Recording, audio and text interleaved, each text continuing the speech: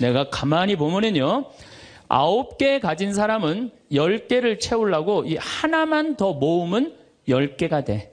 9개 쓸 생각을 못하고 이거 10개 채운다고 하나 모으다가 죽는 사람들 많이 봤어요, 나. 99개 가진 사람은 100개 채우려고 어떻게? 이 하나를 더 모으려고 99개 쓰지도 못하고 죽는 사람들 많이 봤어요, 저는. 여러분들은 어떠세요? 재산이라는 게 뭔지 아세요? 여러분들, 재산이라는 건요, 내가 쓴 것만 내 재산이에요. 내가 쓴 것만. 내가 안 쓴 건 내 재산 아니에요. 다시 말해서 내가 100억을 모으기 위해서 나 그지같이 70평생을 살았어. 이 사람은 거지로 산 거예요. 이 사람 거지로 산 거예요. 네. 그런데 내가 모은 거 갖고 정말로 알뜰하게 뭐 여행도 다니고 맛있는 것도 먹으러 다니고 뭐 즐겁게 살았어. 이 사람은 재산 제대로 쓴 사람이에요. 여러분들, 남자 여자는 XY고 여자는 XX죠? 그런데 이 Y 유전자는요, 성을 결정하는 아주 최소한의 정보만 갖고 있어요. 대개 X 안에 모든 게 다 들어있어요. 그러니까 엄마 아빠한테 갖고 와봤자 엄마 걸 더 많이 갖고 와요. 그러니까 애들이 공부 못하는 건 거의 엄마 닮아서 공부 못하는 거예요. 아니, 그러면은 애가 공부 못하면 자기 머리를 떨어야지 왜 애를 괴롭혀요? 그런데 신부님, 내 아이는 너무 똑똑해요. 아주 착해요. 반에서 1등, 전교에서 1등 해갖고 서울대학 갔어요. 그런데 서울대학 간 자식도 사실은 별로 소용없어요. 서울대학 가갖고 얘가 졸업을 해갖고 삼성에 취직을 했어. 출근을 했는데 내가 나눴는데도 어쩜 저렇게 잘생겼어. 빛이 번쩍번쩍 나. 그렇게 빛이 번쩍번쩍 나. 너무 보기 좋은 거야. 내 자식이지만.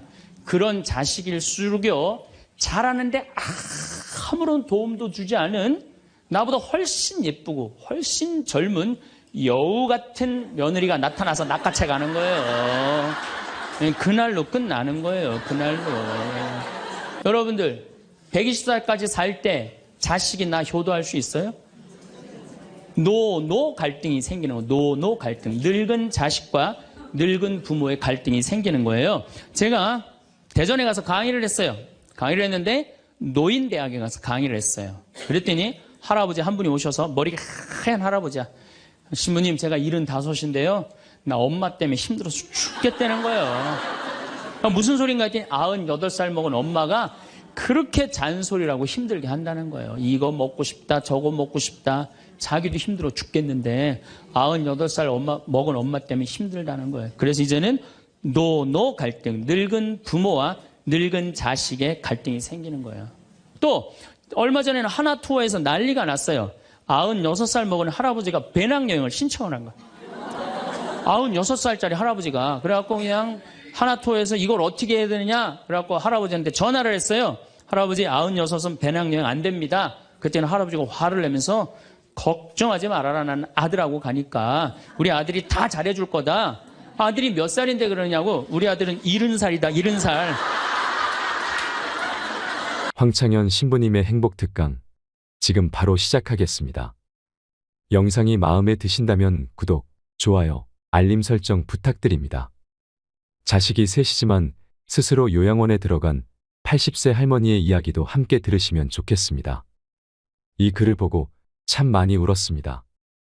우리의 노후를 돌아보는 시간이 되시길 바랍니다. 스님, 예, 반갑습니다. 오늘 여러분들하고 강의할 내용은 유혹과 행복이라는 주제로 강의를 하도록 하겠습니다. 우리가 이 세상 살면서 유혹에만 안 빠지면 행복하게 살 수 있죠? 근데 우리가 이 마음 안에 천사만 있으면 좋은데 나도 몰래 여기 악마가 동거하고 있어요. 그렇죠? 내 마음 안에 천사하고 악마가 동거하고 있는 것 같지 않아요? 그런데 문제는 어느 때 천사 같으냐면은 본당 신부님한테 말할 때, 이때는 천사 같아요. 여기 자매님들 보면은. 근데 집에 가고 남편한테 말할 때는 악마로 돌변을 해. 악마로 돌변을 해. 나는 너무너무 착해. 착해갖고 우리 형님은 능력이 있어갖고 직장 생활하는데 나는 착하기만 하고 능력은 없어. 그래서 하는 생활이라고는 신앙생활밖에 안 해. 그런데 우리 시어머니가 형님한테 가서 살아야 되는데 능력 있는 큰형님은 못 모시고 착하기만 나만, 신앙생활은 나만 내가 시어머니를 모셔. 근데 천사 같으니까 시어머니 모셔요. 내가 예수님 십자가 생각하고. 정말로 뭐 시어머니 잔소리, 노망 다 받아주고 그렇게 희생을 하고 사는데 추석날 딱 온 집안 식구가 모였는데 나한테 수고한다는 말하는 사람이 한 사람도 없어. 그럼 속에서 악마가 슬슬 질르기 시작해요. 이거 봐, 네가 착하니까 너를 우습게 보는 거야. 이용만 당하는 거야. 오늘 집안 식구 다 모인 길에 못 모신다고 내질러 그냥. 그 소리가 그냥 불긋불긋 일어나지 않아요? 우리는 천사하고 악마가 동거를 해요. 오늘같이 피정하는 날, 고해성사 보는 날은 내가 속세기는 자식도 사랑할 것 같고, 집안 신경도 안 쓰는 남편도 사랑할 것 같고, 저 죽지도 않는 시어머니도 내가 다 잘 모실 것 같아. 그럴 땐 천사예요. 고해성사 보고 피정하는 날은. 그런데 세상에 나가갖고 물건 깎을 때 보면요, 그런 악마가 없어요. 그런 악마가. 또 뭐 경품 행사로 공짜로 뭐 준다 그러면요, 하나라도 더 받으려고 달겨드는 거 보면은요, 이건 뭐 정말 악마가 따로 없어요. 보면은 악이 다툼을 해요. 보면은. 그래서 우리 마음 안에는 천사하고 악마가 항상 동거를 해요. 근데 여러분들, 우리만 유혹을 받고 사나요? 예수님은 유혹 받으셨어요? 안 받으셨어요? 받으셨어요. 40일 동안 단식하시고 난 다음에 너무 배고프셨어요. 너무 배고프셨을 때 악마가 짠하고 나타나갖고 당신 배고프지? 배고프니까 이 돌더러 빵이 되라고 그래요. 이거 황당하고 어처구니 없고 불가능한 유혹이에요. 돌이 어떻게 빵이 되겠어요. 그런데 이런 유혹을 우리도 받고 살아요. 우리가 이 세상 살면서 제일 많이 받는 유혹이 뭐냐면 돈에 대한 유혹이야. 돈에 대한 유혹, 빵에 대한 유혹. 내가 30년 동안 60평생 살면서 돈을 3억을 모았어. 60살이 돼서. 그럼 이 돈 연금 잘 가입해 두면요, 한 달에 100만 원씩 죽을 때까지 써요. 90살까지. 근데 현찰 3억이 생기면은 악마가 유혹을 해요. 돈이 돈 번데 이거 펀드에다 갖다 맡기면 1년 만에 6억 만들어 줄게. 넘어가요. 이상하게 넘어가요. 아니 3억을 모으는데 30년이 걸렸다면은 이게 한 6억이 되려면 한 10년은 걸려야 되지 않아요? 근데 1년 만에 만들어준다 그러면 덜썩 맡겨요. 그랬더니 이자가 막 1,000만 원씩 나오는 거야. 이게 웬 노다지냐. 이거 확실하다. 부모 돈, 형제 돈, 친구 돈 싹 끌어다가 한 200억을 만들어주면은 악마는 들고 튈까요? 안 튈까요? 펴요.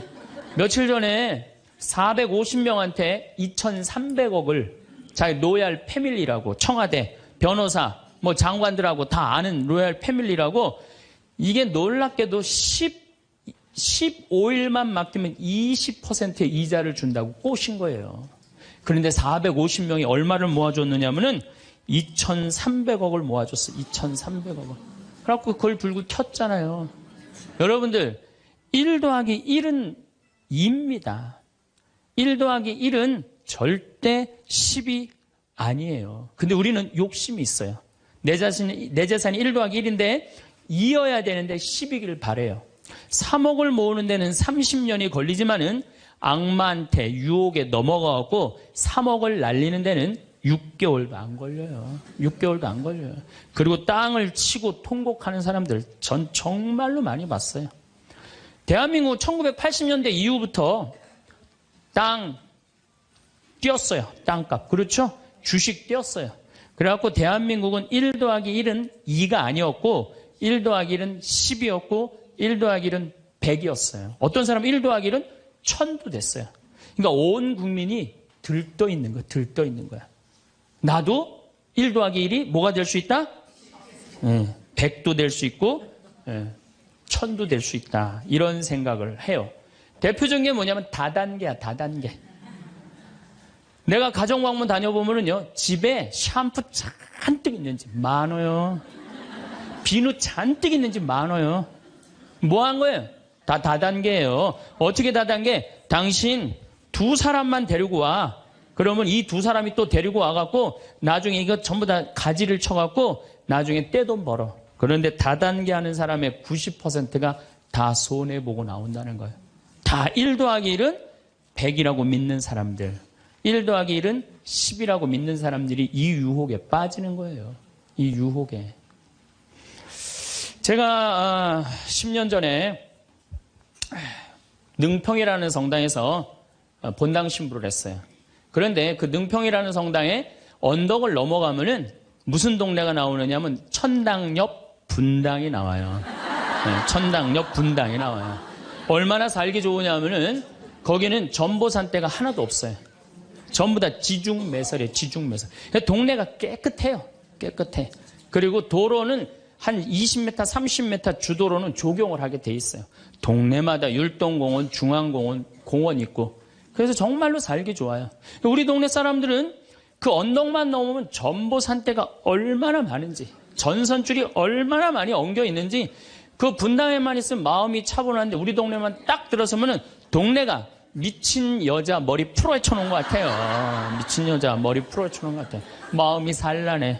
그러니까 우리 동네 사람들 꿈은 뭐냐면 천당역 분당으로 이사 가는 게 꿈이야. 그래갖고 5억짜리 아파트가 당첨이 됐어. 5억짜리 아파트가. 그런데 내가 가지고 있는 돈은 4억 5천밖에 안 돼. 이제 5천만 원만 있으면은 프리미엄이 붙어갖고 7억이 되는 거야. 7억이 되는 거니까 1 더하기 1은 10이 되는 순간이에요. 근데 이 5천만 원이 구할 길이 없네. 제일 만만한 건 누구냐면 늙은 부모님이야. 라고 찾아갖고 얘기를 해요. 어머니 아버지 내가 5천만 원만 있으면은 5억짜리 아파트 되면 내가 잘 모실 테니까 거기 있는 땅 좀 팔아갖고 나 5천만 원만 꿔달라고. 근데 이미 한국 천주교 할머니 할아버지들은 나한테 강의를 들었어. 절대 자식들한테 재산 주지 말라는 강의를 들었어. 안 죽으니까 절대 재산 주지 말라는 강의를. 난 돈 없다 딱 잡았대요. 그럼 느닷없이 부모가 미운 거예요. 느닷없이.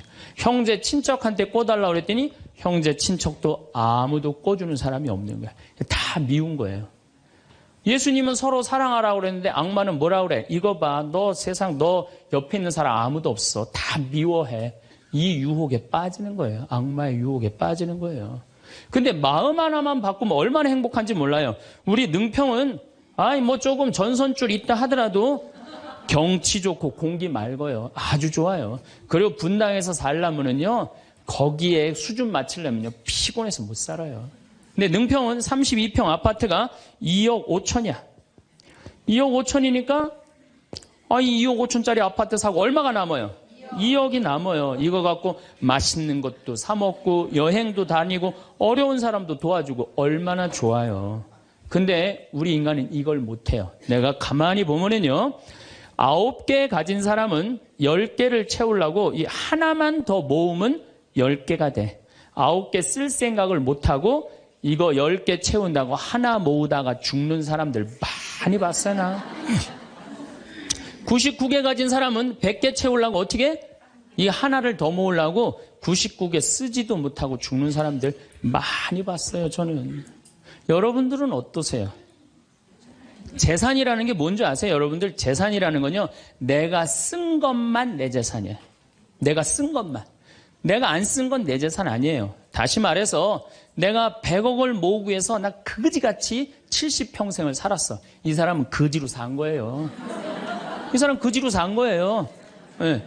그런데 내가 모은 거 갖고 정말로 알뜰하게 뭐 여행도 다니고 맛있는 것도 먹으러 다니고 뭐 즐겁게 살았어. 이 사람은 재산 제대로 쓴 사람이에요. 그 다음에 죽을 때 그래도 종교기관에 기부나 하고 이런다면은 다행인 사람이에요. 근데 그냥 재산 그냥 이 100억을 주체를 못하는 사람들, 그러다가 죽는 사람들. 루카복음 12장에요. 부자가요, 엄청난 풍년을 맞이해요. 이거 나눌 생각을 안 하고 자기를 위해서 창고를 크게 줘요. 그리고 영혼한테 얘기해. 너 이제 편안하게 살아라. 그러니까 하느님이 뭐라 그래요? 이 어리석은 자야, 오늘 밤이 네 영혼이 떠나는 날이다. 너한테는 그렇게 잘 쓰면서 하느님한테 인색한 자의 끝이 이렇다. 재물을 어디다 쌓아둬라? 하늘에 쌓아둬라. 제가 제일 열받을 때가 언제냐면은 97년, 98년 IMF 터졌을 때 이때 막 우리 교우들 20억, 30억 막 날렸어요. 그래서 술이 그냥 떡이 돼갖고 와서 나한테 뭐라 그러냐면 신부님 이렇게 허무하게 날아갈 줄 알았으면 신축금이라도 많이 낼 걸 그랬다. 제일 열받을 때. 아 그럴 줄 알았으면 미리 해지. 왜 날리고 와서 나한테 그래. 열심히 산 사람들이 실패하고 울면은 동정이 가는데요. 땅 투기하다가 주식 투자하다가 노름하다가 이거 재산 날리고 와서 눈물 흘리고 자기 고통스럽다고 얘기하는 사람한테는요. 동정이 안 가요. 열심히 살다가 실패한 사람한테는 정말로 동정이 가는데 주식 투자하다 돈 다 날리는 사람들 동정이 안 가요. 여러분들 주식 투자를 하려면은요. 재산 우리 95% 투자자들이 다 실패해요. 왜 그런 줄 아세요? 1년 만에 샀다 팔았다 그래요. 워렌 버핏이라는 사람은 미국 최고의 부자예요. 지금 60년 동안 거의 주식을 했는데 610억 달러를 벌었어요. 주식으로만. 근데 그 사람은 한번 주식을 사면은 최소한 5년, 10년, 20년까지 그냥 쥐고 있는 거예요. 그러니까 돈을 버는 거야. 근데 우리는 그냥 얼마 전에 잠깐 무슨 경제 무슨 뭐 방송을 보니까 3개월 만에 15% 내는 수익 방법 그런 건 없어요. 1 더하기 1은 2지 1 더하기 1은 10이 절대 아니에요. 근데 우리는 그렇게 착각하고 사는 거예요. 그런 기대 속에서. 아프리카에는 원숭이 잡는 비법이 있어요. 어떻게 원숭이를 잡느냐 하면은 항아리 이렇게 만들어 놓고 주둥이 원숭이 손이 들어갈 만한 주둥이를 만들어 놔요. 그 여기에다는 자갈을 잔뜩 넣어 놔요. 그리고 여기다 바나나를 딱 놔요. 원숭이가 지나가다가 웬 바나나 그리고 딱 바나나를 잡아요. 잡으면은 주먹이 커지는 거야. 바나나만 놓으면은 손이 빠지는데 잡은 바나나는 놓기 싫은 거야. 그러니까 이 무거운 항아리를 들고 이놈의 바나나 왜 안 빠지냐 하루 종일 뛰어다니는 거야. 저녁에는 지쳐갖고 움직이질 못한대요. 그러면은 그 원숭이를 잡아서 먹는다는 거예요. 그런데 지금 여기 있는 여러분들 가운데서도 그 바나나를 못 놓고 계신 분들 많습니다, 지금. 네? 지금 땅을 쥐고 이러지도 못하고 저러지도 못하고 괴로워하는 사람들 많아요. 주식 사놔갖고 그냥 이러지도 못하고 저러지도 못하고 전전긍긍하는 사람들 많아요. 지금 놀 때예요. 노름에 빠져갖고 그거 원금 찾는다고 뛰어다니는 사람 지금 놓으면은 제일 행복해요. 지금 놓으면 살 수 있어요. 그런데 우리는 그거를 못하는 거예요. 그거를. 욕심을 이용하는 거예요. 악마가 우리를 왜 유혹할 수 있는 것 같아요? 우리의 욕심을 가지고 이용을 하는 거예요. 사기 치는 사람도 1 더하기 1은 100이라고 그러면서 홍보를 하죠. 유혹을 해요. 근데 1 더하기 2는 2라고 믿는 사람은 절대 유혹이 안 빠져요. 근데 1 더하기 1은 100이 되기를 바라는 사람은 그 어처구니 없는 악마의 유혹에 빠진다는 거예요. 난 말할 거 없어요. 내가 그러니까. 내가 여기 생태마을 시작할 때 15년 전에 돈이 한 푼도 없었어요. 그래갖고 우리 교구 70세 원로 신부님한테 찾아갔어요. 김창린 필립보 신부님. 여기가 필립보 생태마을이죠?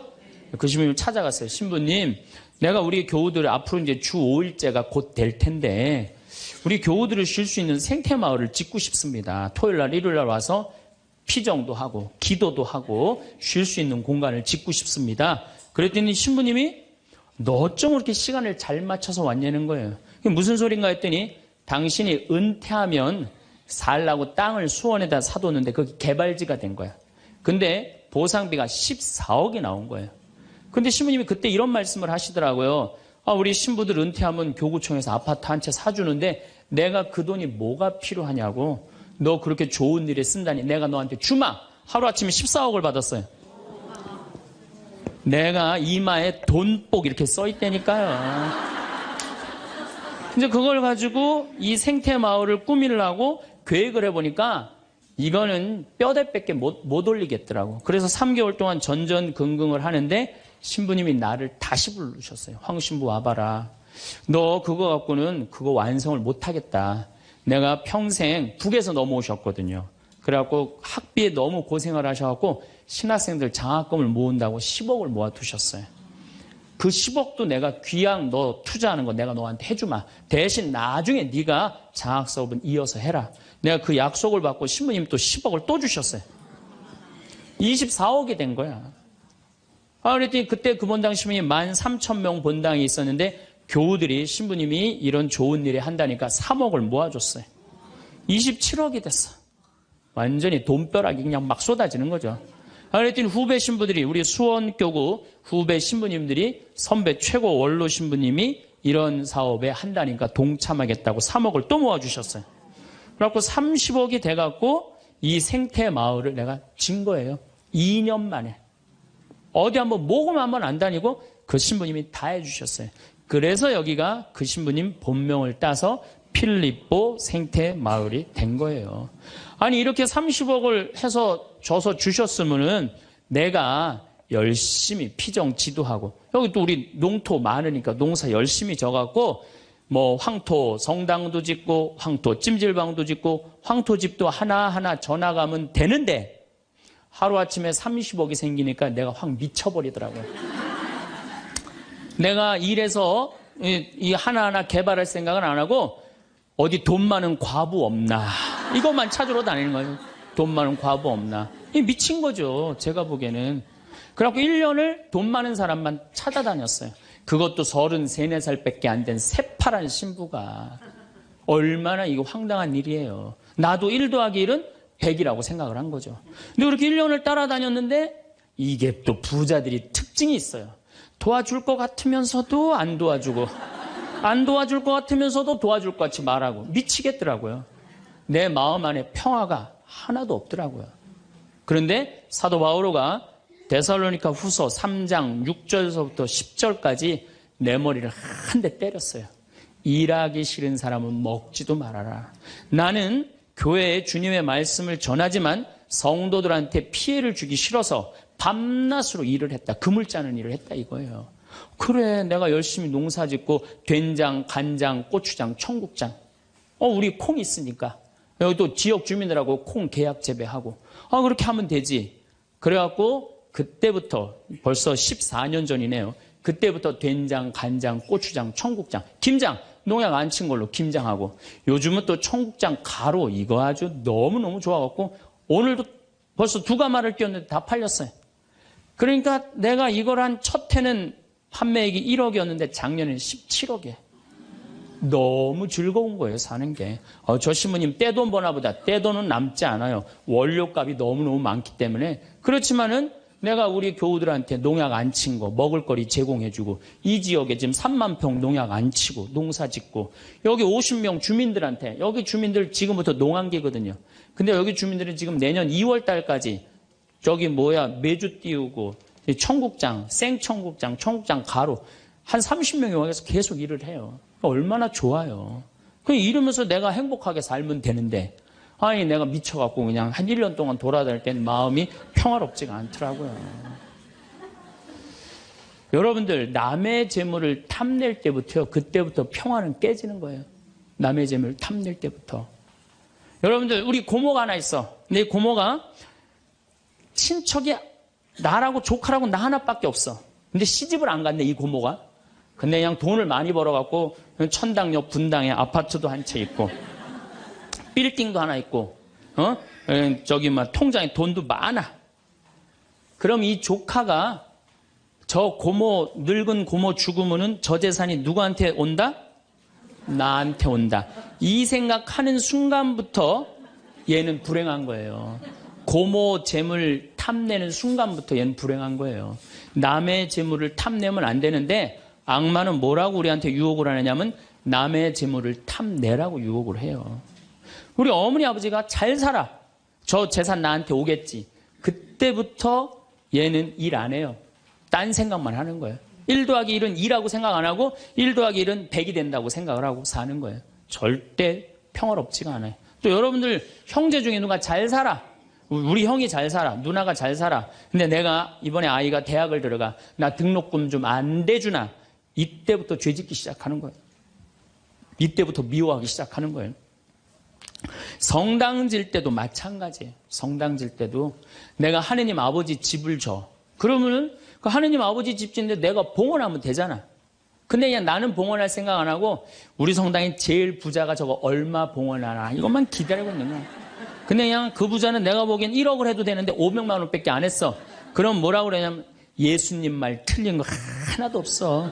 응? 부자가 천국 들어가는 거는 낙타가 바늘구멍 통과하기보다 아는 건 또 많아갖고 그냥 그러면서 그 사람 욕하는 거. 제 생각엔 이래요. 그렇게 부자 헌금 얼마 내나 그거 쳐다보고 있는 것도 남의 점을 탐내는 거예요. 그 사람 마음에 평화 없어요. 내가 가지고 있는 것만 누구한테 봉헌하면 돼? 하느님한테 봉헌하면 되는 거예요. 우리가 이 돈에 대한 유혹, 이것 때문에 죄를 짓고 사는 거예요. 그런데 유혹 중에 제일 무서운 유혹이 뭔지 아세요? 여러분들 돈 왜 벌어요? 자식 욕심 때문에 버는 거예요. 자식 때문에 여러분들 돈 버는 거예요. 자식 때문에.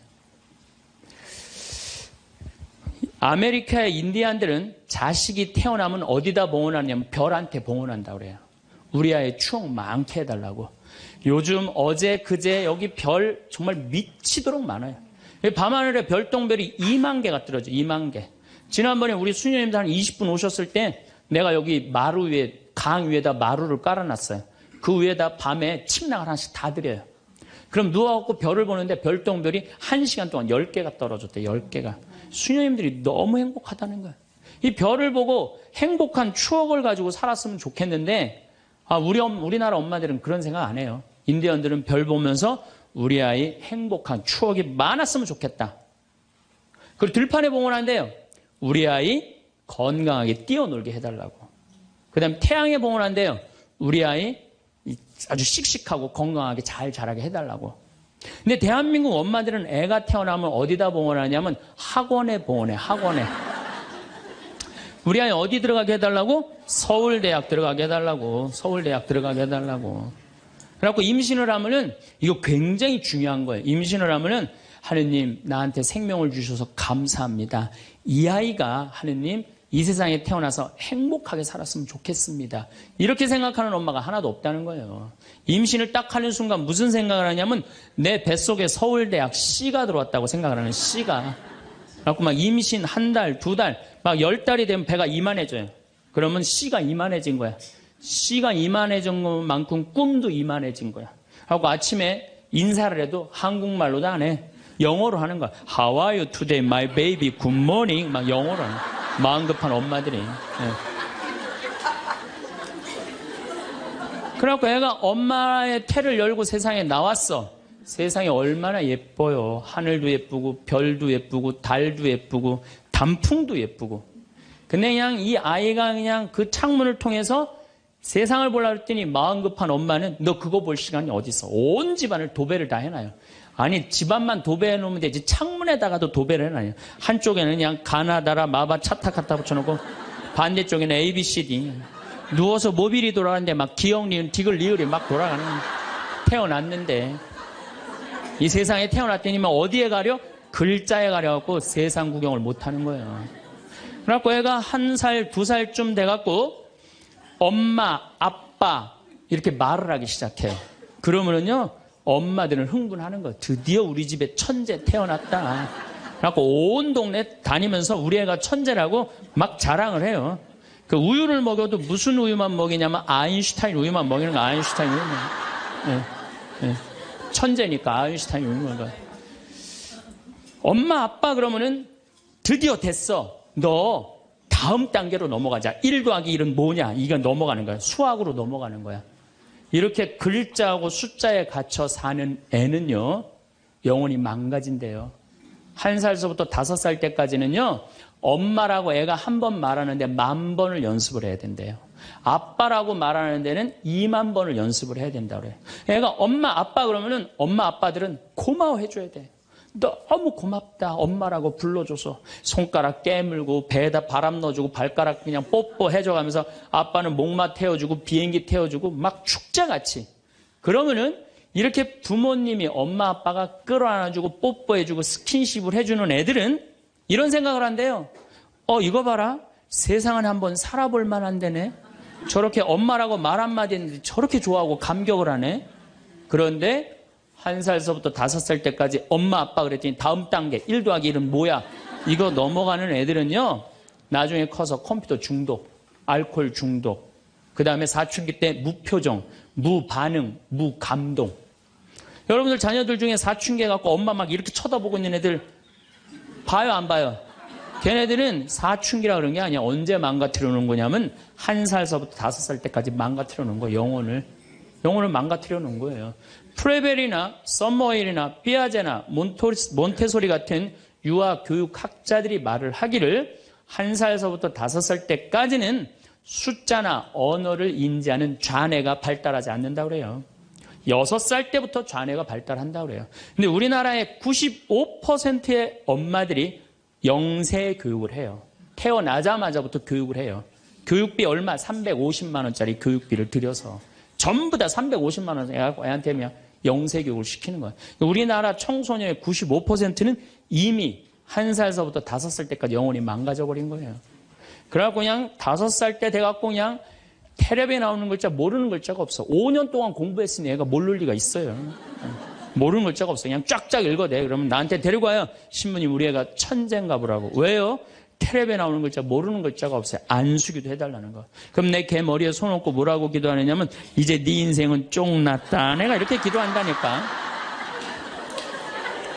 걔 인생은 쫑난 거예요. 걔 인생은. 근데 이 사실을 아무도 몰라요. 아무도. 그래갖고 천재인 줄 알고 초등학교에 넣어놨더니 40명 중에 20등 해갖고 오는 거야.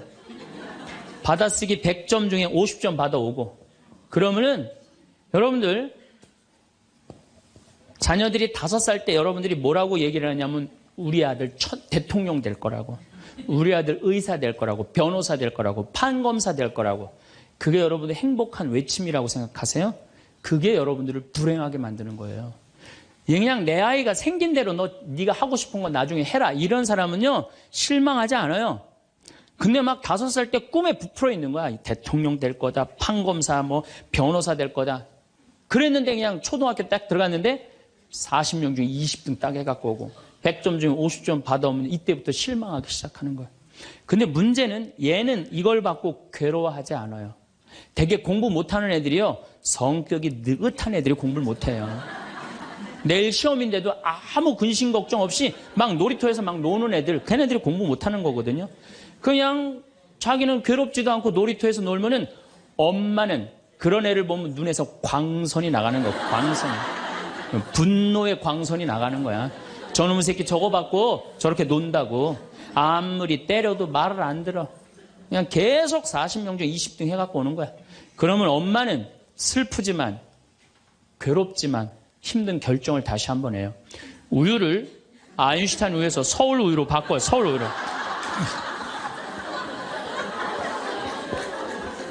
그래갖고 그냥 그렇게 6년 동안 서울 우유를 먹였는데 중학교 딱 올라갔는데 초등학교 때 말 안 듣는 거하고 차원이 틀려요. 중학교 때 컴퓨터 게임에 빠지면은요 미쳐요. 엄마하고 밥 먹으러 나가도 그냥 핸드폰으로라도 해요. 애들이. 그냥 그거 보고 있으면 속에서 불 나요 안 나요? 속에서 불이 나죠. 근데 걔는요 그렇게 될 수밖에 없는 성장 과정이 있는 거예요. 그래갖고 막 학원을 막 땡땡이를 까는 거야. 초등학교 때는 때리면 울면서 갔는데 중학교 때는 간다고 가요 일단. 그러고 난 다음에 지가 알아서 컴퓨터 게임방 가서 게임하고 놀고 밤 10시에 학원 다녀왔다고 거짓말 하는 거야. 그러니 안 그래도 꼴보기 싫은데 그냥 불이 나는 거야. 이미 학원에서 전화 받은 내가 안 왔다고. 그럼 이놈의 새끼 어디서 거짓말 하느냐고 때리려고 그러는데 이게 너무 커갖고 손이 닿아요 안 닿아요? 안 닿아요. 이놈의 새끼 애는요 엄마가 때리려고 그러면 힘도 안 들여. 왜 이러냐고 고개만 젖히면 그냥 막 날아가는 거야. 고개만 젖히면 손이 닿지도 않아.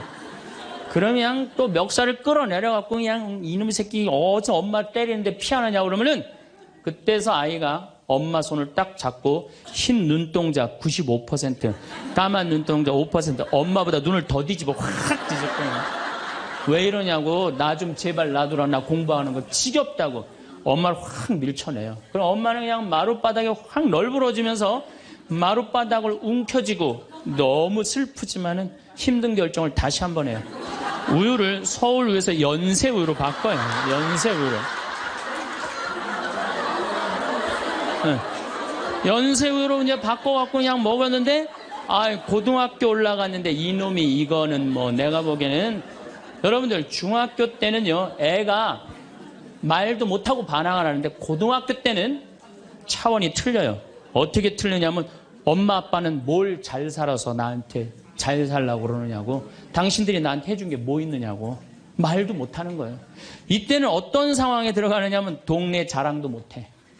친척한테 아무 자랑도 못해. 조금만 있으면 이제 대학 이 금방 탈로가 나게 생겼는데, 뭐 5살 6살 땐 대통령이다 천재다 뭐 생 난리를 하고 돌아다녔는데 고등학교 땐 완전히 소가리를 하는 거예요. 완전히 소가리를 하는 거예요. 그리고 말도 못하는 게 한마디 하면 아들이 그냥 주먹으로 그냥 문치면 문이 뻥뻥 뚫리니까 무서워서 말도 못하는 거예요. 그러면 그냥 동네에도 말 못하고 그냥 집에서도 말 못하고 엄마만 속병이 드는 거예요. 너무 슬프지만은 아무도 모르게 힘든 결정을 다시 한번 해요.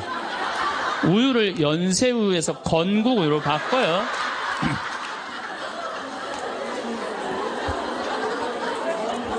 건국우유로 바꿔서 그렇게 먹였는데 고등학교 3학년 때 보니까 모의고사를 봤는데 15% 안에 들어야지 서울에 있는 학교를 가는데 30% 뒤로 막 밀리는 거야. 내가 재미난 경험이 있었어요. 내가 아주대학 환경공학과 대학원을 다닐 때 그 옆에 창현고등학교, 유신고등학교가 있었어요. 근데 걔네들이 1학년 딱 들어와서는 우리 학교를 보고 그랬대요. 내가 아주대학 가면은 내 대학을 안 간다 그랬대요. 1학년 되면은. 근데 2학년 애들은 상황이 틀리대요. 아주대학도 괜찮은데 이런데 2학년 되면. 근데 3학년이 된 애들은 그 창현고등학교, 유신고등학교 애들은 3학년만 되면 제발 아주대학만이라도. 엄마가 딱 그런 마음이야. 그러니까 이제 엄마가 너무 슬프지만은 그 성적표를 받아보고 마지막으로 힘든 결정을 다시 한번 해요. 우유를 건국우유에서 저지방 우유로 바꿔요.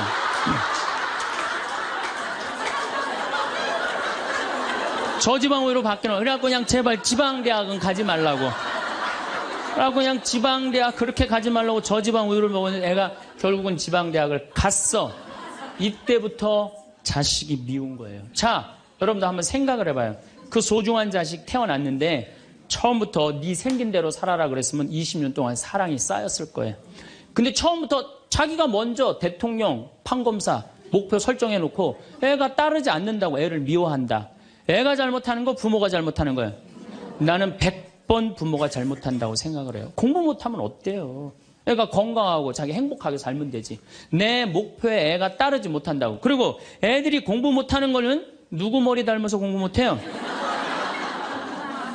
여러분들 남자 여자는 XY고 여자는 XX죠? 그런데 이 Y 유전자는요 성을 결정하는 아주 최소한의 정보만 갖고 있어요. 대개 X 안에 모든 게 다 들어있어요. 그러니까 엄마 아빠한테 갖고 와봤자 엄마 걸 더 많이 갖고 와요. 그러니까 애들이 공부 못하는 건 거의 엄마 닮아서 공부 못하는 거예요.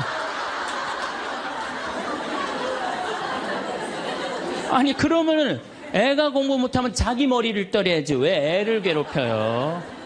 그러니까 우리나라 초등학교, 중고등학교, 대학생 중에 부모하고 제일 사이 나쁜 세대가 대학생이 제일 나빠요.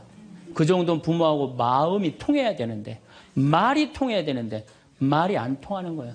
그냥 부모 싫다고 떠나가는 거예요. 자식 놓치는 거죠. 영원히 떠나가는 거예요. 자, 그런데 신부님 내 아이는 너무 똑똑해요. 아주 착해요. 반에서 1등, 전교에서 1등 해갖고 서울대학 갔어요. 그런데 서울대학 간 자식도 사실은 별로 소용없어요. 서울대학 가갖고 얘가 졸업을 해갖고 삼성에 취직을 했어. 출근을 했는데 내가 나눴는데도 어쩜 저렇게 잘생겼어. 빛이 번쩍번쩍 나. 그렇게 빛이 번쩍번쩍 나. 너무 보기 좋은 거야. 내 자식이지만. 그런 자식일수록요 잘하는데 아무런 도움도 주지 않은 나보다 훨씬 예쁘고 훨씬 젊은 여우 같은 며느리가 나타나서 낚아채 가는 거예요. 그날로 끝나는 거예요. 그날로.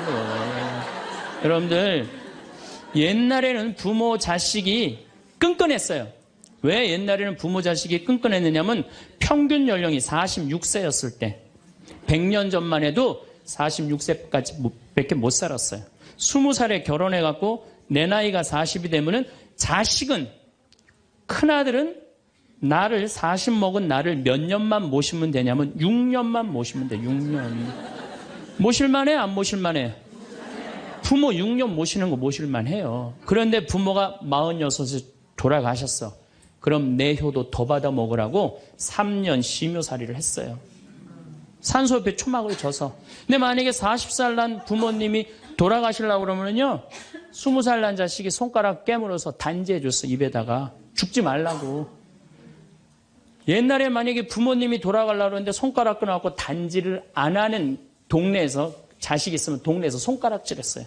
저 자식 부모 돌아가려고 그러는데 손가락도 안 끊은 놈이라고. 옛날에는요, 자식들이 부모한테 애절했어요. 그런데 애절한 이유가 부모의 은혜가 고마워서 그걸 효도를 하려고? 전혀 이유는 다른 데 있어요. 동생이 17살, 14살, 11살, 8살, 5살, 2살이야. 아니 이렇게 줄줄이 나눠놓고 지금 이거 누가 키워야 돼? 장남이 키워야 돼. 장남이. 그러니까 죽어도 언제 죽어라? 2살까지 키워놓고 죽어라. 만약 우리 부모님이 2살까지 다 키워놨어. 그때까지 부모님이 살아있으면은요, 얘를 시집 장가 보낼 때까지 살아있으면 너무 고마웠고 차려준 잔치가 환갑잔치예요. 그리고 진짜 오래 살았다고 차려준 잔치가 진갑잔치예요. 이게 나아갈 진짜를 써. 60에서 더 나갔다. 이거 나가지 말아야 되는데 더 나갔다 이거예요. 그래서 진갑잔치야. 그리고 만약에 70까지 살았다. 이거는 두보의 시에 나오지만은 옛날부터 70까지 사는 것은 고자, 고래희, 희박하게 온다 이거야. 70까지 사는 사람은 희박하다. 그래서 고희라는 단어를 쓰는 거예요. 이거 옛날엔 70까지 어떻게 살아요? 근데 요즘은 60 넘어도 갈 생각 해야 안 해요? 자, 나 60 넘었다. 손 들어보세요. 여기 좀 별로 없을 것 같은데 손 들어보세요. 아, 이게 문제라는 거예요. 60이 넘었으면 가야지. 평창으로 오면 어떻게 해? 평창으로 오면. 그런데 요즘 우리 직원들이 말을 하기를 뭐라고 그러냐면, 신부님 70이 됐는데요, 아줌마 같은 분들이 너무 많다는 거예요.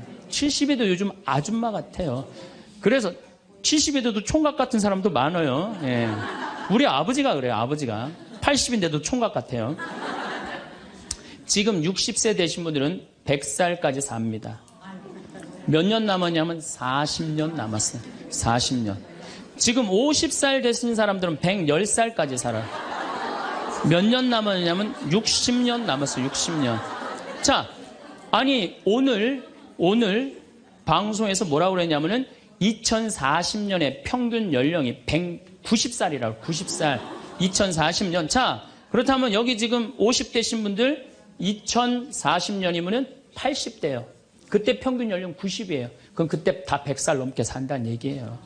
제 말이 그냥 허투루 하는 말이 아니에요. 지금 40 넘은 사람들은 120살까지 살아요.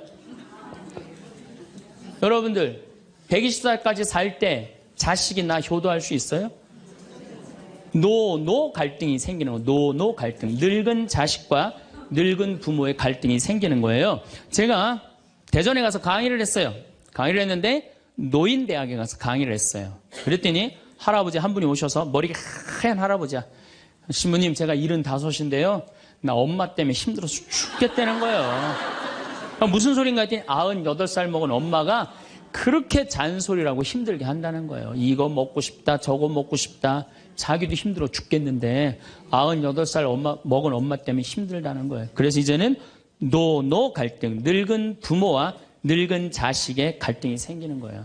또 얼마 전에는 하나 투어에서 난리가 났어요. 96살 먹은 할아버지가 배낭여행을 신청을 한 거예요. 96살짜리 할아버지가. 그래갖고 그냥 하나 투어에서 이걸 어떻게 해야 되느냐, 그래갖고 할아버지한테 전화를 했어요. 할아버지 96은 배낭여행 안 됩니다. 그때는 할아버지가 화를 내면서, 걱정하지 말아라, 난 아들하고 가니까 우리 아들이 다 잘해줄 거다. 아들이 몇 살인데 그러냐고. 우리 아들은 70살이다 70살.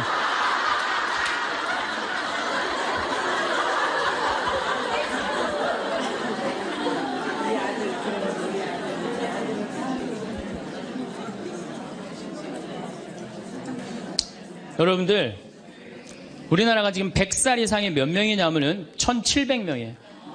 100살 이상. 얼마 전에 텔레비전에 102살 먹은 할머니, 83살인가 먹은 좀 며느리, 또 50 몇 살 먹은 3대가 살죠?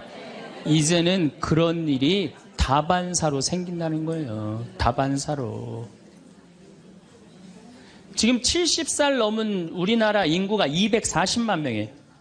70살 이상이. 60세 이상이 65세 이상이 540만 명, 540만 명.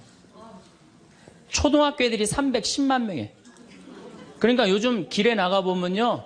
우리 어렸을 땐 길에 애들이 바글바글 했어요. 구슬치기, 딱지치기 그냥. 할머니는 이런 할머니 하나 이렇게 구경하고 있었어요. 근데 요즘에 길에 나가보면 애들은 하나도 안 보여요. 애들 낳지도 않고 학원에 가고. 길에 나가면 누구만 바글바글 하냐면 할머니, 할아버지들만 바글바글하고 돌아가요. 21세기는 그래서 노인의 시대라는 거예요. 여러분들은 그런데 더 심각한 건 지금 70, 80대신 분들은 그나마 이제까지 살아왔어. 이제 10년, 20년만 하면 견뎌요. 여러분들은 앞으로 50년, 60년 남아있어요. 그 인생에 대한 설계가 준비되어 있습니까? 안 돼 있습니까? 안 돼 있어요. 자, 여러분들, 나는 그래도 늙어서 자식하고 삽니다. 난 너무너무 행복합니다. 그런 할머니는 정말로 정신없는 할머니예요. 나이 먹으면 눈두덩 쳐져요, 안 쳐져요? 눈가 쳐져요, 안 쳐져요? 볼 쳐지고 입술 쳐져요. 그럼 자식하고 사는 할머니, 나는 저녁 먹고 화도 안 났어. 화도 안 나고 그냥 텔레비를 보고 있는데 어떻게 하고 보고 있느냐면 이러고 보고 있는 거예요. 이러고. 아들이 지나가다가 뭐가 화가 나는 일이 있어서 저러나. 제가 요즘 초등학교 강의를 많이 나가요. 초등학교 자모들. 아, 예뻐요. 예뻐요. 정말로 예뻐요. 그냥 그 자모들이 이렇게 화장을 하고 오는데 웃으면은요, 눈꼬리 쫙 올라가고, 입꼬리.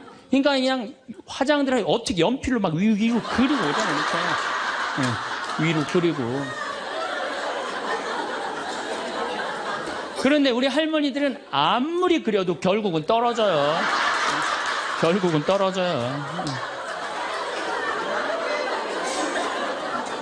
문제는 아들은 괜찮아요. 며느리가 무슨 죄가 있어요? 며느리가 이제 저녁 차려놓고 시어머니 식사하시라고 문을 딱 두들겼어. 방문을 딱 열었는데 또 이 시어머니 전기세 아낀다고 불은 꺼놓고 깜깜한 방에서 테레비만 보고 있는 거야. 테레비만. 그래갖고 그냥 밥 먹으라고 그랬는데 머리 하얀.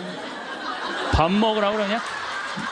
문을 열 때마다 그냥 심장이 떡떡 떨어지는 거야. 심장이 떡떡 떨어지는 거야. 여기 우리 응암리라는 곳에 92살인가 91살 먹은 친정 엄마를 63살 먹은 딸이 모시고 들어왔어요. 근데 이 자매가 하는 말이 자기는 평창에 들어와갖고 밤에 깜깜한 것도 하나도 안 무섭고 짐승 소리도 하나도 안 무섭대. 뭐가 제일 무서우냐면 아침에 밭에 나가고 일하고 들어오고 이제 아침 먹으러 딱 들어오면은 엄마가 거실 정가운데 소파에 앉아갖고 91살 먹은 엄마가 이러고 쳐다보는 게 제일 무섭대. 제일 무섭대. 자, 그렇다면은 여러분들은 나이 60이 돼서 여러분들 옆에 있을 사람은 누굴까요? 그렇죠. 남편이에요. 남편인데 이 사실을 30년 동안 까맣게 까먹는 거예요. 이 사실을 30년 동안 까맣게 까먹고 누구한테 30년 동안 미쳐 있어요? 자식한테 미쳐 있는 거예요. 네, 자식한테 미쳐 있다가 이제 자식이 떠나면은 이런 생각을 해요. 나는 그동안 자식 키우느냐고 애썼으니까 이제는 찜질방도 가고 평창 생태마을 피정도 좀 가고 성주순례도 가고 내가 편안하게 살으리라 이런 생각을 하는데 전혀 예상치 못한 일이 벌어져요. 남자는 무슨 생각을 하냐면 30년 동안 떠돌아다니다가 귀소 본능이 생겨요. 이제는 마누라한테 돌아가리라 이런 마음이 들어요. 여자는 이제 편안하게 살려고 그러는데 남자는 귀소 본능이 생기는 거예요. 이때부터 부부 사이에 갈등이 생기는 거예요. 이때부터 전혀 부부의 사랑을 생각하지 못하고 자식한테만 미쳐 있고 남자는 바깥에만 미쳐 있다가 60에 딱 만나갖고 젊었을 때는 그렇게 맛있는 거 차려놓고 여보 일찍 들어와 그래도 안 들어오더니 이제 60 넘어서 굳이 집에 안 들어와도 되는데 때 따라 철 따라 찾아 들어오면 신경질이 나요 안 나요? 여러분들 며칠 전에 할머니들이 72%가 할머니들이 할아버지 뒷바라지하기 싫다고 그랬잖아요. 나왔죠? 그러니까 이게 심각한 문제예요. 어떻게 할 거야? 이거는 다음 시간에 이야기하도록 하겠습니다. 네, 감사합니다. 여러분들은 자식들에게 헌신하는 삶을 살아오셨나요? 그렇다면 노후에는 자식을 위해 어디까지 희생할 수 있으신가요? 나는 나를 위한 인생을 살겠다 다짐하고 계시는 분도 계실 것이고, 나는 자식을 위해서라면 어느 것도 아깝지 않다고 생각하시는 분도 계십니다. 인터넷으로 어떤 글귀를 하나 읽게 되었는데 참 마음에 와닿았습니다. 우리는 부모를 봉양한 마지막 세대이자 자식에게 부양받지 못하는 첫 세대이다. 아마 50대, 60대, 70대라면 느끼는 바가 많을 듯한 문구입니다. 세상이 예전 같지 않아졌다는 건 진작에 알고 있었지만 자식에게 봉양받는 것은 기대도 못할 뿐더러 자식에게 등골이 빨리는 부모들이 지천에 널렸습니다. 자식들을 키우느라 청춘을 다 바쳤지만 청춘도 모자라 노년기까지 자식 부양에 바쳐야 하는 시대입니다. 여러분들의 노후는 안녕하신가요? 자식이 셋이지만 스스로 요양원에 들어간 80세 할머니의 이야기를 전해드리겠습니다. 둘 다 너무한 거 아니야? 왜 나한테만 효자 노릇하래? 가까이 사는 게 죄야? 그러는 너는 엄마한테 해준 게 뭐야? 나는 나 먹고 살기도 힘들어. 언니나 오빠가 이제 내가 먹고 살만하니까 엄마 좀 돌보라는데 그게 그렇게 어려운 일이야? 그냥 나한테 나가 죽으라 그러지. 지금까지 엄마한테 들어간 돈 대부분 내가 냈어. 그러니까 이제는 알아서들 해. 자식 셋이 다투고 그 앞에는 할머니가 앉아 있었습니다. 잠자코 듣고 있던 할머니가 말했습니다. 됐다, 그렇게 싸울 것 없다. 나는 이제 요양원에 들어가련다. 이명의 할머니는 자식들에게 등을 돌리며 생각했습니다. 남편 갈 때 나도 따라갈 걸. 이씨 할머니는 자식이 셋이나 있었습니다. 모두들 가정을 꾸려 따로 살고 있었고, 첫째 딸은 이씨와 가까운 곳에, 둘째 아들과 셋째 딸은 다른 지역에서 거주하고 있었습니다. 이씨는 아들이 사놓은 땅 위에 단독 주택을 작게 지어 10년째 그곳에서 할아버지와 살고 있었습니다. 할아버지는 88세로 건강이 좋지 않아 근 2년간은 방 안에서만 앉아 지냈습니다. 그러던 어느 날 할아버지가 가슴을 두드리며 말했습니다. 가슴팍이 답답하고 숨이 안 쉬어져 이상한데 저녁 먹은 게 체한 거 아니에요? 몇 분간 가슴을 쳐보기도 문질러 보기도 하다가 할아버지가 뒤로 넘어갔습니다. 여보. 이 씨는 가까이 사는 첫째 딸에게 다급히 전화를 걸었습니다. 인수가 이게 무슨 일이냐? 내 아버지가 지금 쓰러지셨다. 곧이어 구급차와 사위의 차가 마당에 도착했습니다. 엄마, 아빠 왜 그래? 나도 모른다. 갑자기 숨쉬는 게 힘들다고 그러시더니 저렇게 쓰러지셨다. 딸도 발만 동동 구르고 있었고 구급대원들은 다급히 할아버지를 들것에 실었습니다. 이제 보호자가 타야 하는데 사위가 나섰습니다. 당신은 집에 가 있어. 내가 어머니랑 같이 갈 테니까. 힘겹게 숨을 쉬고 있는 아버지를 본 딸이 사색이 되어 있었습니다. 전화할 테니까 걱정 말고 가 있어. 별일 없으실 거야. 구급차는 이 씨와 사위를 태우고 출발했습니다. 이 씨는 남편의 손을 꽉 붙잡았습니다. 오늘 저녁까지만 해도 함께 식사하던 남편이 눈을 감은 채로 숨을 몰아 쉬었습니다. 여보, 눈 좀 떠봐요. 남편은 대답이 없었습니다. 강서방, 이를 어째? 정신이 없어 보이는 이 씨를 사위가 다독였고, 괜찮으실 거예요. 장인어른 제 말 들리세요? 사위가 괜찮을 거라고 말했지만 이 씨는 어떤 느낌이 있었습니다. 꼭 붙잡고 있던 남편의 손에서 점점 힘이 빠져나가는 것이 느껴졌습니다. 이 씨가 얼른 그 손을 축혀 올려 쥐었지만 남편에게선 반응이 전혀 없었습니다. 구급차 안이 다급해졌습니다. 구급대원에게 밀려나 이 씨가 손을 놓치자 남편의 손이 맥없이 툭 떨구어졌습니다. 남편의 숨이 멎었고 이 씨는 짧은 작별 인사도 하지 못한 채로 구급차 안에서 남편의 마지막 순간을 지켜보게 되었습니다. 아이고 아빠, 아버지. 서울에 살고 있는 아들과 막내딸도 급히 내려왔습니다. 너무나도 갑작스러운 죽음에 다들 슬퍼했고 88세의 나이에 지병까지 있었기에 언제 어떻게 되어도 이상하지 않은 남편이었습니다. 또한 이 씨도 80세가 넘으며 죽음과 가까워지고 있음을 머리로는 알았지만 평생을 함께한 남편이 하루아침에 사라지니 현실감이 없었습니다. 그래도 90 가까이 살다가 고통 없이 갔으니까 호상이네요. 장례식장을 찾아온 사람들이 하나같이 말했습니다. 어찌 보면 그들의 말이 맞았습니다. 고통에 몸부림치다 병원에서 혹은 요양원에서 죽음을 맞이하는 사람들을 보면 이 씨의 남편은 그야말로 노인들이 부러워할 만한 끝이었습니다. 아내와 평화로운 저녁 식사를 마치고 숨이 넘어가 구급차에서 자신도 모르는 사이에 생을 마감했으니 무척 짧은 시간이었습니다. 그래, 사람들 말이 맞다. 나도 우리 집에서 살다가 그렇게 조용히 내 아빠 따라가련다. 무슨 그런 말을 해. 엄마까지 가면 우린 어떡하라고. 장례도 어떻게 치렀는지 기억나지 않는 정신없는 나날이 지나고 이 씨는 남편 없이 집에 돌아오게 되었습니다. 엄마, 진짜 혼자서 괜찮겠어요? 아, 괜찮대도. 장례가 끝나자 아들, 딸들이 모두 이 씨의 집으로 모였습니다. 아들과 막내딸은 곧 서울로 올라가 봐야 하는데도 발걸음이 떨어지질 않았습니다. 며칠만이라도 누나 집에 가 있어요. 그래, 우리 집에 와서 좀 있어. 내가 거기 가서 뭐 하냐? 그냥 집에 있는 게 좋아. 아들과 첫째 딸의 말에도 이 씨는 고개를 저었습니다. 엄마, 아니면 우리 집으로 가던가. 혼자 이 집에 있으면 좀 그렇잖아. 막내 딸까지 합세하여 어머니를 모셔가려 했지만 이 씨는 아무 곳으로도 가고 싶지 않았습니다. 신경 쓰지 말아라. 너희 아버지 계실 때도 혼자 있는 것 같았으니까. 그래도 그거랑 같아. 너무 적적하지 않겠어.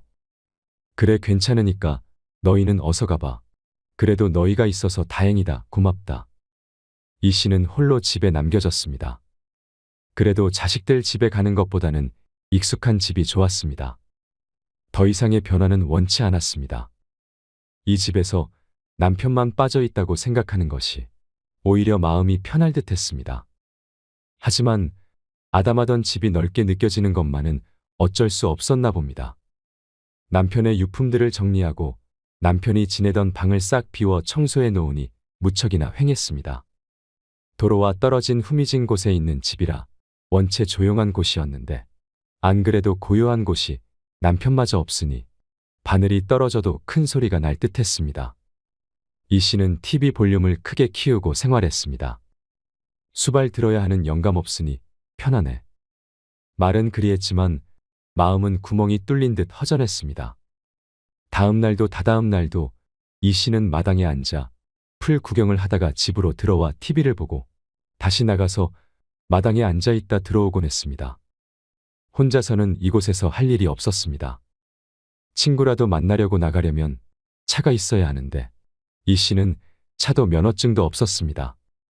남편이 살아있을 때는 오토바이로 데려다 주곤 해서 불편함을 느끼지 못했습니다.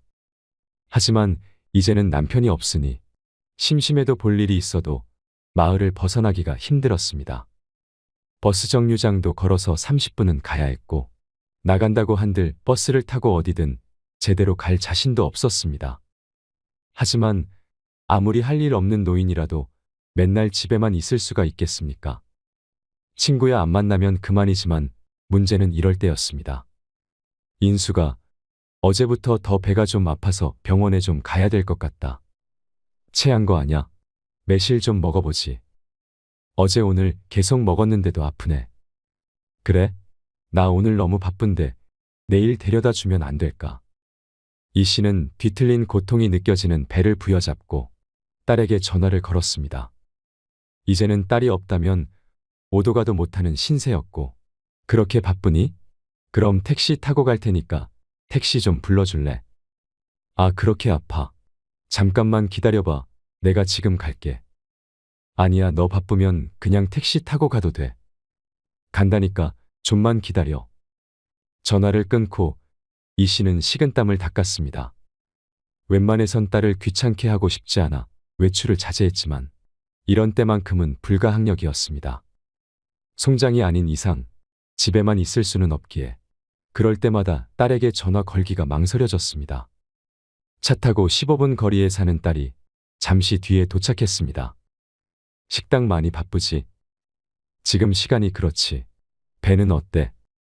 운전하고 가면서 딸과 대화를 나누었습니다. 정신이 없었는지 딸은 앞치마를 맨 채였습니다. 엄마, 나 일단 돌아가 봐야 하니까 진료 끝나면 전화해. 딸은 이 씨를 병원 앞에 내려주고 되돌아갔고 접수하느라 헤매서 진료를 받는 데까지는 한참 시간이 걸렸습니다. 약을 타서 나오니 1시간이 훌쩍 지나가 있었습니다. 병원 밖으로 나와 딸에게 전화를 걸었습니다. 이제 한창 점심시간이 시작될 시간이라 바쁜 모양이었습니다. 2번 전화를 걸었지만 받지 않았습니다. 택시라도 타고 가려 했지만 지나가는 택시가 한 대도 보이지 않았습니다. 병원 앞 벤치에 앉아 기다리를 한참. 딸에게서 전화가 걸려왔을 땐 점심시간이 끝나 있었습니다. 엄마 미안해, 도저히 나올 수가 없는 상황이었어. 진료 끝났어? 그래, 지금 병원 앞에 나와 있다. 택시라도 타고 가지. 여태 기다렸어? 지나가는 택시가 있어야지. 콜택시 부르면 되지. 그런 것을 할 줄 알았으면 애초에 딸을 부를 일도 없었을 것이었습니다. 딸이 다시 어머니를 데리러 왔습니다. 차에 타자마자 타박하는 소리가 들렸습니다. 버스나 택시도 탈 줄 알아야지. 엄마, 내가 데리러 못 올 때 엄마 혼자 아무데도 못 가면 어떡해. 너도 이 나이 돼봐라. 그게 마음처럼 되나? 나이가 무슨 상관이야? 의지 문제지. 아직 젊은 딸은 어머니가 답답할 뿐이었습니다. 그런데 엄마, 아빠도 없는데 엄마 혼자 그 집에서 살기가 힘들지 않을까? 집에 거의 도착하자 딸이 머뭇거리며 말을 꺼냈습니다. 차라리 이 집 비우고 한순에 가 있는 게 낫지 않겠어? 그래도 서울이니까 걸어서 어디든 갈 수 있고 병원도 가깝고. 집 놔두고 왜 거길 가니? 엄마 혼자 그 집에 있는 게 마음이 안 놓여서 그렇지. 엄마 쓰러져도 모르잖아. 이웃이 있는 것도 아니고, 그리고 올케가 집에서 놀고 있는데 뭐 어때? 그런데 그것만은 이 씨는 사양하고 싶었습니다. 명절 때 종종 방문하곤 하는 아들네는 이 씨에게 편치만은 않은 곳이었습니다. 자신도 그렇고 며느리도 그렇고 원체 살가운 성격이 못되기에 그런지, 아니면 원래 고부 사이는 그런 것인지 아직도 며느리는 남 같은 마음이 컸습니다. 보라, 엄마가 잘도 좋아하겠다. 그러면 막내는? 막내한테 가서 지내는 건 어때? 막내딸도 서울에서 살고 있는데 그 집에 가는 것도 말이 안 되었습니다. 입에 겨우 풀칠하고 사는 애한테 무슨 짐을 지워주려고 거길 가니? 집이 없다면 모를까. 멀쩡하게 살고 있는데 왜 자꾸 서울로 가라는 거야? 그게 아니라 내가 매일 이렇게 엄마를 돌봐줄 수는 없잖아. 엄마도 가야 내가 좀 편히 살지. 이렇게 딸을 부르는 것은 많아야 일주일에 한 번이었고 오늘도 아픈 것이 아니었으면 집에서 나오지도 않았을 것이었습니다. 그리고 둘째나 셋째 집으로 가라면서 자신의 집으로 오라는 소리는 없는 첫째 딸이었습니다. 너도 이제 안 부를 테니까 내 걱정 마라. 너 바쁘면 택시 타고 다닐게. 식당 바쁜데 어서 들어가 봐라. 그러자 딸도 마지못해 수긍했습니다. 이 씨는 딸을 보내고 집으로 들어왔습니다. 이러니 저러니 해도 내 집이 좋았습니다. 언제 죽을지는 모르겠지만 나도 이곳에서 살다가 평온하게 눈 감는 것이 최근 들어 생긴 이 씨의 소원이었습니다. 그렇지만 그 바람은 절대 이루어질 수 없는 소원이 되었습니다. 엄마, 보라가 미국에 좀 더 있고 싶다고 그러고 그 땅도 많이 올라서 이번에 좀 팔아야 할 것 같아요. 아들의 전화에 이 씨의 눈앞이 깜깜해졌습니다. 10여 년 전 이곳에 땅을 사놓으며 오랫동안 팔 일이 없으니 집 지어서 죽을 때까지 살라는 아들의 말에 이 씨의 아파트를 팔고 주택을 지었습니다. 그런데 갑작스레 이 땅을 팔아야겠다는 아들. 그럼 이 집은 어떡하라는 거냐? 집도 비워줘야죠. 안 그래도 그것 때문에 전화드린 거예요. 연세도 있으신데 아버지처럼 쓰러지시면 큰일 나잖아요. 이제 누나네 집에 들어가서 지내세요. 갑자기 살던 집을 비우고 첫째 딸네로 들어가라는 말이었습니다. 말도 없이 이게 무슨 일이냐?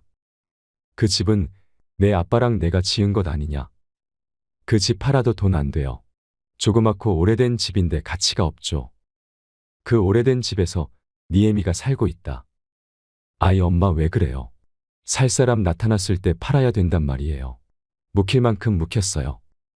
이 씨는 할 말을 잃었습니다. 아들이 땅 주인이었고 집도 자신이 돈을 댔지만 서류상 명의는 아들이었습니다. 그게 아니라고 하더라도 아들과 법이 어쩌고 하면서 싸울 수는 없지 않겠습니까? 인숙이하고는 얘기가 된 거니? 누나한테는 내가 얘기할 테니까 그건 신경 쓰지 마시고요. 엄마도 이제 옆에 누가 있어야죠. 그렇게 몇 달 뒤에 이 씨는 그 집에서 쫓겨나 첫째 딸 집으로 들어가게 되었습니다. 엄마, 앞으론 이 방에서 지내세요. 딸은 두 자식을 결혼시키고 사위와 함께 둘이서 살고 있었습니다. 2층 건물 중 1층은 식당이고 2층이 주택이었는데 이 씨는 손녀 딸이 쓰던 방에서 지내게 되었습니다. 딸 내외는 거의 모든 생활을 1층 식당에서 했고 저녁에 잘 때만 2층에 올라오곤 했습니다. 그래서 이 씨는 전에 살던 집이나 이곳이나 크게 다르지 않다고 처음엔 생각했습니다. 엄마, 식사하세요. 1층에서 2층으로 걸려온 딸의 전화를 끊고 이 씨는 한숨을 푹 쉬었습니다. 1층이 식당이기에 식사 때마다 계단을 내려갔다 올라와야만 했습니다. 무릎이 아파서 평지도 겨우 천천히 걸어다니는 이 씨에게 계단이란 커다란 난관이 매일 곤욕스럽게 했습니다. 하루 3끼를 먹기 때문에 하루 3번은 앓는 소리가 저절로 나왔습니다. 평지에서만 생활하던 노인이 하루에도 몇 번씩 계단을 오르락 내리락 하는 것은 쉬운 일은 아니었습니다. 하지만 몸이 힘든 것은 마음이 힘든 것에 비해선 아무것도 아니었습니다. 식당이 쉬는 날이면 딸과 사위가 2층에서 쉬어야 하는데 이 씨 때문에 마음 편히 쉬지 못하는 듯 했습니다. 나는 그냥 없다고 생각하고 편히 지내. 밥도 3끼 다 안 먹어도 되니까 너희 먹을 때 숟가락만 올리고. 아니에요, 장모님. 편히 지내세요. 하지만 밤늦게 들려오는 딸과 사위의 대화를 우연히 듣게 되었습니다. 아니, 도대체 언제까지 이렇게 살 건데. 진짜 불편해 죽겠다. 있는지 없는지도 모르게 계시는데 뭐가 불편해? 그건 당신한테나 그렇겠지. 당신은 우리 엄마 모시고 살라고 하면 안 불편하겠어? 시어머니랑 같아. 참나, 뭐가 달라? 나도 장모님은 그 정도로 불편한 게 당연한 거 아니야. 그럼 나보고 어떡하라는 거야? 오갈 데 없는 엄마를 내쫓아. 장모님이 왜 오갈 데가 없어? 자식이 뭐 당신밖에 없어? 그동안 가까이 산다는 이유로 장모님 일 있으면 우리만 나서서 챙겼어. 처남이랑 처제랑 한 게 뭐야? 장인어른 돌아가셨으면 장모님은 나머지 자식들이 챙길 차례 아냐? 나도 당연히 그렇게 생각하지. 한수는 옳기 때문에 안 된다고 그러고 막내도 사정이 안 좋다는데 나도 참을 만큼 참았어. 내일 당장 처남한테 전화해. 장모님은 하나밖에 없는 아들이 모셔야지. 조심성 없게 오가는 대화에 이 씨가 숨죽였습니다. 이 씨가 듣든 말든 상관이 없는 것인지 들으려 노력하지 않아도 대화 소리가 크게 전해졌습니다. 애초에 장모님 살고 계신 그 땅을 홀랑 팔아버리는 아들이 어딨어? 지들이 책임질 것도 아니고 말이야. 이렇게 떠넘기듯이 장모님 보내버리면 끝이야. 그러게 나도 어이가 없어서 참. 아무튼 우리도 할 만큼 했으니까 어머니 모셔가라 그래. 알겠어. 내일 얘기해 볼게. 다음 날 첫째 딸이 아들에게 전화를 걸어 이 씨를 데려가라 했습니다. 그런데도 이 씨는 안 가겠다고 할 수 있는 처지가 아니었습니다. 사위가 저리 불편하다는데 버티고 있을 수가 없었습니다. 그렇게 이 씨의 의견은 단 한 번도 묻지 않은 채 아들 집으로 가는 것이 정해졌습니다. 엄마, 자식들이 여럿이니까 이 집 저 집 돌아가면서 살아보시면 좋지 뭐. 명절엔 내가 갈게. 큰딸이 하는 말에 여러 대꾸하지 않고 그저 그러마했습니다. 이 씨는 짐짝처럼 이 집에서 저 집으로 옮겨졌습니다. 큰 아들은 딸 둘이 있는데 모두 미국에 있었습니다. 그래서 아들 부부만 넓은 집에서 살고 있었습니다. 엄마, 회사 갔다 올게요. 쉬고 계세요. 아들이 이른 아침 출근하면 그 집엔 이 씨와 며느리만이 남게 되었습니다. 어머니, 제가 할게요. 그냥 계세요. 아니다, 넌 쉬고 있어라. 이것만 닦으면 돼. 뭐라도 보탬이 되고 싶어 청소를 하고 있던 이 씨를 며느리가 말렸습니다. 부지런히 움직여도 가만히 있어도 며느리는 이 씨를 불편해했습니다. 그런 며느리의 눈치를 보느라 이 씨 또한 가시방석에 앉아 있는 듯 했습니다. 혼자 살던 자신도 갑자기 며느리 눈치를 보며 살자니 힘들었지만 며느리도 죽을 맛이었겠죠. 졸지에 시어머니를 모시고 살게 되었으니 불만이 날로 쌓여갔습니다. 이 씨의 아들이 출근하면 대충 때우곤 했던 식사를 시어머니가 있으니 제대로 차려야 했고 소파에 편히 앉아서 TV를 보는 것도 쉽지 않았습니다. 애초에 이렇게 지내는 게 평탄할 것이라고는 생각도 안 했습니다. 딸과 사위도 불편해하는데 며느리라고 시어머니를 편히 모실 수는 없었을 것입니다. 보라 엄마는 어디 갔어? 주말 아침부터 보이지 않는 며느리의 행방을 아들에게 물었습니다. 아, 보라 엄마, 잠시 친정에 좀 다녀온다고 갔어요. 그래, 자고 온대. 며칠 있다가 온대요. 하지만 곧 아들이 통화하는 소리를 들으니 어찌 된 일인지 알 것 같았습니다. 그렇게 가버리면 어떻게 하라는 거야? 엄마가 불편하게 한 적도 없는데 뭐가 불편해? 뭐, 대리효도? 엄마가 환자도 아니고 당신이 무슨 시중을 들었다고 그래? 나야 일을 하니까 어쩔 수 없었던 거지. 그러면 오갈 데 없는 엄마를 어떻게 하라는 거야? 당신이 땅 팔라고 그렇게 들들 볶았었잖아. 막내? 막내 사정 뻔히 아는데 어떻게 모시고 가라 그래? 얼른 돌아와. 내가 엄마 밥은 또 어떻게 차려드리냐? 며느리가 하는 소리는 들리지 않았지만 듣지 않아도 알 것 같았습니다. 자신이 2살짜리 아이도 아닌데 다들 자신을 돌보는 것이 힘들어 누구든 데려가길 원하는 것 같았습니다. 손이라도 보태고 싶어서 집안일도 열심히 해보았지만 뭐라든 자신은 애물단지가 된 듯 했습니다. 막내야, 네가 좀 와서 엄마 모시고 가라. 결국 아들이 막내딸에게 전화를 걸었습니다. 내 상황 알면서도 엄마 모셔가란 소리가 나와?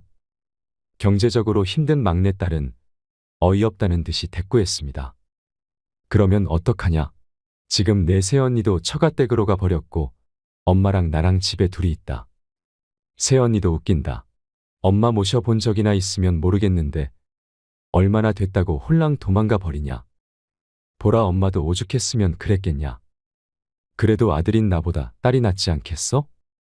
내가 좀 엄마 좀 모셔가라. 아들과 막내딸이 투닥투닥하는 통화소리가 들렸습니다.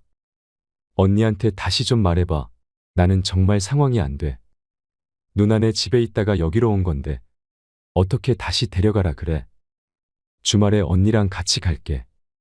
그렇게 주말이 되었을 때 이 씨의 자식들 셋이 전부 모이게 되었습니다. 모이게 된 이유는 하나였습니다. 이 씨를 누가 데려갈 것인가. 이 씨의 뜻은 고려하지 않은 그녀의 거취에 대한 결정을 위한 자리였습니다. 그곳에서 이 씨는 꽂아 놓은 보릿자루처럼 앉아 있었습니다. 옳게는 너무한 거 아니야? 며느리가 돼가지고 어떻게 시어머니가 불편하다고 홀랑 집을 나가버려? 그러니까 말이야, 요즘 세상 참 좋아졌다. 그렇게 쉬우면 내가 하면 되겠네? 뭐 또 그 소리야? 그러면 오빠가 생활비 다 줄래? 생활비 주면 엄마 내가 모셔갈 수 있냐? 서로 싸우는 상황을 이 씨는 지켜보고만 있었습니다. 애초에 매형 때문에 이렇게 된 거잖아. 그 넓은 집에서 엄마랑 사는 게 뭐가 불편하다는 거야? 그러는 옳게도 엄마 불편하다고 나가 버린 거 아니야? 왜 내 남편 탓을 해? 그동안 가까이 산다는 이유로 엄마에 관한 모든 일을 다 너네 매형이 처리했는데 이제 와서 매형 탓하는 건 염치 없는 거 아니니? 그러는 나는 그동안 엄마한테 들어간 돈 다 내가 댔다고. 나도 할 말은 있어. 이거 왜 이래? 서로 네 탓이다 내 탓이다 하는 모습을 보는 이 씨의 표정이 착잡했습니다. 결국엔 이 씨를 서로 맞지 않으려고 싸우고 있는 것 아니겠습니까? 그만해라. 이 씨가 한참 있다 입을 열었습니다. 나만 없으면 너희들이 이렇게 싸울 일 없는 거지. 그러자 자식들 셋이 입을 다 물었습니다. 나는 내가 알아서 살련다. 그러니까 그만들 해라. 어떻게 알아서 해?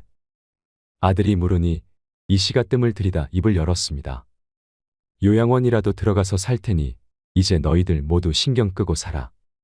그러자 다들 놀라서 한마디씩 했습니다. 뭐 요양원? 갑자기 그게 무슨 소리야? 그래, 자식이 셋이나 있는데 왜 요양원에 들어가? 이 씨는 헛웃음을 지으며 대꾸했습니다. 그래 자식들이 셋이나 있지만 나이든 엄마 돌봐줄 사람이 있냐? 너희들 중에 그렇게 할 사람이 있니? 그러자 다들 합주기가 되었습니다. 없지? 그러니까 내가 알아서 살련다. 제발 그만하자. 이제 이리저리 옮겨 다니는 것도 싫고 너희들에게 짐 되는 것도 싫다. 이제는 자식들에게 짐이 될까 미안한 마음보다는 짐 취급을 받는 자신의 처지가 서러운 마음이 커졌습니다. 나도 내 늙은 몸뚱이 의탁해서 너희들 힘들게 하기도 싫고 이렇게 싸우는 모습을 보는 건 더 싫다. 그냥 요양원에 들어가는 게 너희 좋고 나도 좋은 길 같다. 그동안 너희가 용돈 줬던 거 통장에 다 모아뒀다. 이거면 나 죽을 때까지 요양원에서 지낼 만할 거다. 이걸로도 부족하면 그냥 이 세상 뜨련다. 이제 미련도 없고 노인네가 이승에서 할 수 있는 것이라곤 하나 없으니 저승에서 할 일을 찾아보는 게 맞을 것 같다. 그러면 나도 더 이상은 이런 꼴 안 보고 살 수 있겠지. 그러자 세 자식들은 다시 싸우기 시작했습니다. 그러니까 언니가 잘 모셨으면 됐을 거 아냐? 엄마 입에서 왜 이런 말이 나오게 해? 너는 한 번도 엄마랑 살아본 적도 없으면서 왜 우리 탓만 해? 돈 없는 게 벼슬이냐? 그럼 차라리 중간쯤에다가 방이라도 하나 구해드리고 돌아가면서 왔다 갔다 하는 게 낫겠다. 급기야는 이 씨를 원룸에 넣고 순번을 정하자는 말까지 나오게 되었습니다. 그만하지 못해. 내가 이런 말까지 들어가며 살아야 하냐? 나는 평생을 내 한 몸 바쳐 너희 셋을 키웠는데 너희는 셋이나 돼서 엄마 하나 가지고 서로 미루고 있냐? 내가 너희 집 돌아다니는 게 좋아서 가만히 있었는 줄 아니? 내가 언제 나 돌봐주라든? 그냥 돌아. 너희에게 이젠 바라는 것 하나 없다. 너희는 먹고 살기 바쁜 것 같으니 제발 알아서 살아라. 이 모습을 아빠가 봤으면 땅을 치면서 울었을 거다. 나도 내 아빠나 따라갈 걸 그랬어. 그리고는 짐가방을 들고 아들 집을 나와버렸습니다. 누구도 어머니를 붙잡지 않았습니다. 이 씨는 며칠 뒤 정말로 요양원에 들어가 버렸습니다. 자식들은 입으로는 말렸지만 누구 하나 우리 집으로 오라는 사람도 없었습니다. 이따금 이 씨에게 자식들이 면회도 왔지만 이 씨가 보기를 거부했습니다. 그리고 면회를 오는 자식들에게는 직원이 이 씨의 쪽지를 보여주었습니다. 이곳에 있다가 너희 아버지가 부르면 가련다. 내가 죽더라도 때가 된 것이니 너희 탓은 아니지. 나는 온 평생을 너희를 사랑해왔다. 너희가 부모인 나를 사랑하지 않는다고는 생각하지 않으련다. 조금 더 세월이 흐르면 내 마음을 깨닫는 날도 오겠지. 그런 날이 오면 나처럼 되지는 않길 바란다. 너희도 부디 그런 날이 오지 않도록 살피며 살거라. 나는 내 아버지와 함께 그날 죽었다고 생각하고 살아라. 그리고 더 이상은 찾아오지 말거라. 나도 행복했던 기억만 가지고 가련다. 엄마가. 그리고 자식들이 후회를 했는지 안 했는지는 알 수 없었지만 끝내 살아계신 어머니의 얼굴은 다신 볼 수 없었습니다. 누가 알아주지 않아도 묵묵히 그 자리를 지키는 사람. 힘들다 말해봐야 아무도 몰라주는 직업. 그게 부모인 것 같습니다. 여러분의 노후는 안녕하신가요? 이상으로 책틀맨이었습니다. 오늘도 끝까지 함께해 주셔서 감사드립니다.